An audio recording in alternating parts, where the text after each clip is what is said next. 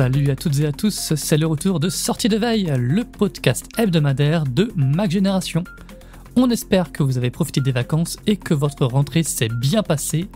Chaque samedi matin, on va débriefer l'actu Apple et tech des derniers jours en une quinzaine de minutes. Alors cette semaine, on va évidemment faire le point sur les nouveautés attendues de la conférence Apple du 9 septembre, notamment les iPhone 17. On va également parler d'un nouveau projet déterminant pour Apple et des attentions chaleureuses de Tim Cook envers Donald Trump. C'est parti pour le débrief et une nouvelle saison de Sortie de Veille. Pour revenir sur l'actu de la semaine, je suis accompagné comme d'habitude de Christophe, le boss de MacG. Salut Christophe, est-ce que tu vas bien ? Salut Stéphane, ça va très bien et toi ? Ça va bien, ouais. Dis-moi, j'ai vu que tu avais fait une digital detox, une coupure numérique pendant les vacances. Ça fait du bien ? Ça fait du bien, mais malheureusement, elle paraît déjà un petit peu lointaine. Le souci qu'on a à Mac Génération, c'est que les rentrées, on les attaque pied au plancher avec ce keynote, donc ça fait toujours une sorte de décalage de se dire qu'il y a 2 semaines, je touchais quasiment pas un iPhone de la journée, et là de se retrouver quasiment matin, midi et soir à voir s'il n'y a pas des annonces, des rumeurs, enfin ce genre de choses. C'est un décalage un peu trop brut pour moi. Ah ouais, la rentrée est un peu brutale, c'est vrai. Hein. Puis il y a aussi l'IFA avec plein d'annonces, alors plus ou moins intéressantes, mais là c'est rigolo. Cette année, ils ont quelques constructeurs d'aspirateurs robots ont décidé de résoudre le gros problème des aspirateurs robots. Ils peuvent monter les escaliers maintenant. C'est très drôle. Hein. Les aspirateurs sont à la mode à cette rentrée. Oui, c'est vrai. Ouais. Avec l'intégration dans Maison maintenant, c'est un nouvel intérêt pour les utilisateurs Apple. Ouais. Bon, alors il s'est passé pas mal de choses depuis notre dernière émission mi-juillet. On va pas revenir sur tout, hein. Le gros sujet de la semaine, on va attaquer directement avec ça. Ce sont les dernières rumeurs avant l'événement Apple du mardi 9 septembre. Alors on va faire ça par catégorie de produits parce qu'il y a pas mal de choses à dire. Alors sauf si Tim Cook veut tuer sa vache à lait, ce qui m'étonnerait, on va découvrir les iPhone 17. Qu'est-ce qu'ils auront de spécial ces iPhones, Christophe ? Eh bien, l'iPhone 17 Pro sera orange et ça, c'est une révolution. Voilà, c'est tout ce qu'il faut retenir. Orange cuivré, on ne sait pas exactement encore, mais effectivement, ça se rapprocherait de l'orange. Ouais. On verra. Non, mais alors ce qui est intéressant, c'est qu'on a commencé cette année un nouveau cycle avec l'iPhone, donc avec une gamme qui va s'étendre progressivement. Ça a même commencé au printemps ou à la fin d'hiver avec l'iPhone 16e et l'année prochaine, ça continuera notamment avec l'iPhone pliable. Alors, je suis pas certain que l'enjeu de cette année, ce soit forcément les caractéristiques techniques. Alors, certes, 12 Go de RAM, c'est mieux que 8 Go. La 19 Pro sera sans doute un petit peu mieux que la 18 Pro. Mais c'est la façon dont Apple est en train, petit à petit, de remodeler sa gamme iPhone. Alors, on va justement s'intéresser à cette gamme 2025, donc qui devrait commencer avec l'iPhone 17. Alors, de ce qu'on voit dans les rumeurs, pour moi, c'est quand même un appareil qui est de plus en plus polyvalent. Il devrait notamment gommer ses grosses lacunes cette année au niveau de l'écran où on avait... Alors, il reste un mystère autour de ProMotion, mais en tout cas, il devrait au moins avoir un écran 120 Hz, ce qui est quand même un progrès important. Mais plus je vois cet iPhone, plus je me dis, vu comme il est, il peut, à mon avis, satisfaire 90 ou 95% de la clientèle Apple. Et là, imaginons que j'ai un iPhone à acheter la semaine prochaine, alors j'attendrai évidemment les fiches techniques complètes, mais j'y réfléchirai à 2 fois. Je ne serais pas sûr d'acheter un Pro, en tout cas. Alors, à côté de ça, donc tu auras, donc c'est, on va dire, la grande nouveauté de cette rentrée, c'est l'iPhone Air. Alors pour moi, cet appareil, c'est un mystère complet. Techniquement, il fait aucun doute que ce sera un bijou, une vraie réussite technologique, mais ma vraie interrogation, c'est comment vont réagir les consommateurs. Déjà, je suis assez étonné parce qu'on a quand même pas mal évoqué cet appareil, on lui a évoqué plusieurs articles, et on n'a jamais eu de chiffres de lecture ou senti une excitation particulière autour de ce modèle. Ça, c'est le premier point. On a même fait un petit sondage là, et puis on voit que l'iPhone 17R fait pas du tout partie des produits les plus attendus pour la conférence. Ouais. C'est ça. Alors bon, après, ce n'est que le lectorat de ma génération, Ouais. des générations, un lectorat ultra spécialisé. Mais en même temps, il y a Samsung qui a essayé justement de sortir à la fin du printemps un smartphone comme ça, très fin et très léger. Et de ce que l'on entend, on peut pas dire que ce soit un véritable succès commercial. Alors, tout l'enjeu pour moi sera de savoir si Apple sera capable, pendant le keynote, de créer un effet waouh. C'est la vraie question pour moi. Je doute pas que quand on va le voir en Apple Store et on sera nez à nez avec cet iPhone, dire ah oui, c'est impressionnant, dis donc, hein. Parce que, c'est bête à dire, ne serait quand tu prends quand tu es habitué à un iPhone Pro et tu prends un iPhone 16e dans les mains, tu es déjà choqué par la différence de poids. Oui, c'est Mais là, le poids qui est très appréciable sur le 16E ou le 16 standard aussi. Ouais. et là, on part normalement d'un appareil qui devrait être, par rapport au 16e, encore 30 ou 40 grammes plus léger. Donc, c'est pas rien. Donc, à voir. Mais ça sera en tout cas très intéressant. Ce sera le vrai point d'interrogation. Mais d'après ce qu'on a pu comprendre, même Apple a des doutes sur le succès de cette machine. Alors après, il y a l'iPhone Pro, le Pro Max. Donc, plus que jamais, Apple va renforcer le côté haut de gamme sur ses smartphones. Donc, le gros enjeu, a priori, cette année, c'est la vidéo et la photo, hein. Donc, Apple met tout en œuvre, grosso modo, pour séduire les créateurs de contenu et autres youtubeurs. Apple, a priori, opéré tout un tas de changements pour rendre ses appareils plus endurants. Donc, non seulement ces appareils devraient disposer d'une meilleure autonomie, mais surtout, ils seraient capables de travailler à plein régime plus longtemps. Donc voilà, c'est comme une machine de pro, quoi. On verra ce qu'il en sera exactement lors de nos premiers tests d'ici 2-3 semaines. J'espère qu'ils vont faire un gros effort sur la dissipation thermique, la dissipation de la chaleur. C'était déjà un des points d'avancée des iPhone 16 Pro, mais je pense qu'il y a encore des progrès à faire là-dedans parce que quand tu joues à des jeux exigeants comme Apple veut que tu le fasses avec des jeux comme je pense à Death Stranding ou Resident Evil, enfin des portages de jeux console sur iPhone 16 Pro ou 15 Pro, le téléphone chauffe beaucoup. Et puis l'été aussi, le téléphone est rapidement brûlant. Donc j'espère vraiment qu'il y aura du mieux là-dedans pour les pros. C'est ce qu'ont l'air de dire les rumeurs avec un système de refroidissement liquide. On verra bien, mais ça a l'air d'être bien parti pour. Alors on va continuer la liste. Généralement, Apple présente aussi 2 nouvelles montres. Donc il y aura sûrement la série 11, peut-être une nouvelle SE en entrée de gamme et une Apple Watch Ultra 3. J'ai l'impression qu'elle est assez attendue, cette Ultra 3, parce que pour rappel, il n'y avait pas eu de nouvelle génération l'année dernière et l'Ultra 2 n'avait pas apporté grand-chose. Oui, il y avait eu un sentiment de faux départ l'année dernière avec ce nouveau modèle, ce nouveau modèle en coloris, noir, ouais. mais qui était, voilà, ça se limitait à ça. Mm. Il y a un sentiment un petit peu, des sentiments assez contradictoires concernant cette Apple Watch Ultra 3. Ce qui est un peu dommage, c'est qu'elle s'est fait choper pas mal de nouveautés par la concurrence. On pense notamment à la connexion par satellite qui a été annoncée il y a quelques jours par Google, puis par Garmin. Malgré tout, si la liste de rumeurs se concrétise, ce sera un package solide, hein. Donc on entend cette Apple Watch Ultra 3 aurait un écran plus grand, plus lumineux. Elle aurait également une puce 5G. Alors attention, hein, c'est pas la puce 5G telle qu'on la connaît sur les iPhones, hein. C'est une puce 5G spécialement conçue pour les objets connectés. Donc il y aurait la connexion satellite qui se reprogramme, comme on le disait, et il y aurait, ça c'est, on va dire, en tout cas on l'espère, il y aurait le suivi de la tension artérielle. Donc voilà, tout ça fait que ça devrait faire une mise à jour relativement intéressante. Peut-être qu'Apple a su également garder secret quelques nouveautés. Bon, il y a quand même quelque chose qui revient aussi beaucoup chez les utilisateurs d'Apple Watch Ultra. C'est sympa d'avoir la connexion par satellite, mais ce serait encore mieux d'avoir une très bonne autonomie. Et par rapport à ce que tu disais, on a quand même trouvé du code relatif aux Apple Watch. Alors, je ne sais plus si c'est dans iOS ou dans WatchOS, mais a priori, ce code laissait entendre que l'ensemble de la gamme serait revu la semaine prochaine. Et puis, il y a peut-être d'autres produits qui sont dans les tuyaux, mais leur lancement mardi est moins certain. Je pense aux AirPods Pro 3, au HomePod Mini 2 et à l'Apple TV A17 Pro. Est-ce que tu attends quelque chose de particulier parmi ces produits-là?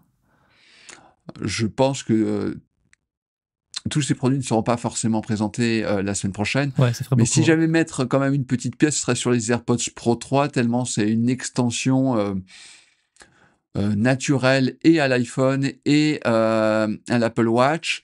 Apple vend également des AirPods Pro par palette entière, donc c'est un vrai enjeu business pour Apple, contrairement par exemple aux HomePod où c'est quand même, enfin voilà, c'est un hobby à côté. Alors, moi, ce qui me fait un petit peu peur avec ces AirPods Pro 3, c'est une éventuelle hausse de prix si Ah la oui. fiche technique que l'on nous vend depuis des mois est exacte, hein.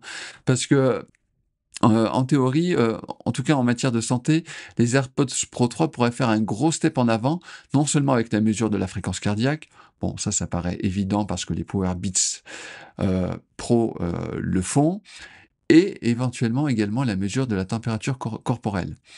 Alors ceci dit, il faut quand même avoir une chose en tête, les rumeurs sont souvent moins précises et moins justes sur des appareils comme les AirPods ou les Apple Watch que sur les iPhones, où là, il y a quand même une chaîne de fabrication qui est tellement importante qu'il Mmh. y a forcément des fuites et des fuites des mois à l'avance. Il me semble que pour les AirPods Pro 2, on parlait déjà éventuellement de fonctions liées à la santé et on n'avait rien eu à ce moment-là. Mmh. Puis tu parles d'une éventuelle hausse de prix pour les AirPods Pro. J'ai envie de dire, ils sont tellement souvent en promotion que, bon, ça serait peut-être, la hausse serait là au début, mais après, au bout de quelques mois, on pourrait sûrement profiter de quelques dizaines d'euros, voire plusieurs dizaines d'euros de promo C'est très sur probable les écouteurs. et cette cette histoire de hausse de prix, bon, on sait que c'est un sujet même sur l'ensemble de la gamme iPhone. Alors a priori plus, sur l'iPhone Pro que les iPhones standards, mais voilà, ce sera quelque chose à regarder de très, très près, ce mardi. Mmh. On va passer à un autre sujet. Il y a une décision de justice qui était très attendue aux États-Unis. Alors Google s'en est finalement plutôt bien sorti dans son procès face au département de la justice pour abus de position dominante. Le groupe échappe à un démantèlement. Google va pouvoir garder Chrome et même son partenariat avec Apple en tant que moteur de recherche par défaut de Safari. Alors ça doit être un soulagement du côté de Cupertino puisque c'est un contrat qui rapporte 20 milliards de dollars par an à Apple donc. Cela étant, c'est pas si sûr que ça que Google reste pendant des années à cette place dans Safari, parce qu'Apple a apparemment un très gros projet en préparation. Oui, tout à fait. Alors, revenons tout d'abord, très rapidement, sur cette, bataille judiciaire qui a été plutôt favorable à Google. Bah, alors l'affaire est loin d'être terminée car le Ouais, procès va repartir en appel. D'autres, régulateurs examinent également le dossier de près. On peut dire d'ailleurs au passage que la ligne de défense d'Apple, elle était assez finaude. Alors, d'un côté, ils disaient: «Ah mais vous savez, nous si on propose, le moteur de recherche, de Google à nos clients, c'est parce que c'est le meilleur», mhm, et en même temps, ils glissaient cette petite nuance: «Ouais mais vous savez, bah, Google, c'est un peu voilà, le moteur de recherche de Google, il est un peu en perte de vitesse en auprès de déclin, nos ouais, ouais. clients avec l'émergence des moteurs de recherche dopés à l'intelligence artificielle générative». C'était assez malin, même si Google avait peut-être pas forcément apprécié sur le coup, mais voilà. Mais c'est vrai que ce contrat à 20 milliards de dollars par an, il semble quelque part condamné. Alors, est-ce qu'il le sera sur le plan légal ou sur le plan technologique? Parce on sent très bien qu'on va vers, des révolutions, au niveau des moteurs de recherche et d'ailleurs, Apple l'a bien compris et cherche d'autres pistes pour compenser cette perte.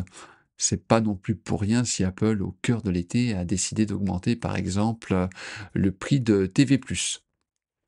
Bon, en tout cas, pour en revenir, au projet d'Apple, ce qui est Apple, serait tout simplement définitivement en train de se renier. Au début, elle ne voulait pas que Siri, soit ce que j'appelle un assistant trivial poursuite, un assistant qui répond à tout. Et maintenant, c'est précisément ce qu'elle est en train de développer, actuellement, a priori en collaboration avec Google. Hmm. Mais alors, c'est très, très, très flou. Concrètement, voilà, c'est comme lorsque vous posez une question à ChatGPT ou à Perplexity, Siri serait en mesure de vous répondre et ça, quel que soit le domaine. tout ça, même si cela vient de Mark Gurman, c'est à prendre avec de grosses pincettes. Déjà, j'ai des doutes sur les rumeurs sur le keynote de mardi. Alors, sur un projet qui devrait se concrétiser dès l'année prochaine, donc c'est voilà, un intervalle relativement court. Mais on sent très bien, on le sent que les choses sont très très mouvantes concernant les plans d'Apple en matière d'intelligence artificielle. On a vraiment l'impression que ça part dans tous les sens. Et voilà, j'attends un peu de voir, ou j'attends qu'il y ait un peu plus de bruit. Après, la recherche, autour de ça. la recherche, c'est un domaine crucial. On parle aussi depuis des années de moteurs de recherche Apple. Il y a des rumeurs qui se sont jamais concrétisées jusque-là. Alors, mais oui, on voit bien l'intérêt pour Apple quand même d'avoir l'équivalent d'un moteur de recherche ou quelque chose comme ça, quoi. Ah, je suis 100% d'accord avec toi. Et tu parlais de projets de moteurs de recherche. Il y avait The Information. Alors, The Information avait eu le nez très, très creux. Alors, je ne sais pas si c'est un nez très, très creux ou du bol, mais quand Apple avait racheté la division cellulaire d'Intel, ils avaient dit, bon, bah, vous trouverez ça dans un iPhone en 2025. Voilà, il s'avérait que la prophétie était exacte avec l'iPhone 16e, même si on espérait que ça arrive un petit peu avant dans les faits. Et donc, je suis retombé en écrivant un article sur un vieil article de The Information qui pronostiquait un moteur de recherche Apple pour 2026. Ah, bah voilà. Donc, on verra bien.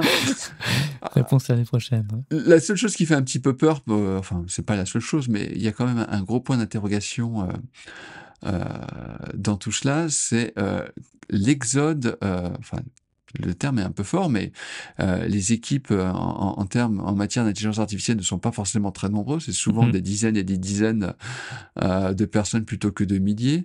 Donc l'exode d'ingénieurs de haute volée vers Facebook, ça a été, tout au long de l'été, il y a eu des épisodes en disant, voilà, un premier, un deuxième, un troisième, un quatrième, un cinquième, un sixième.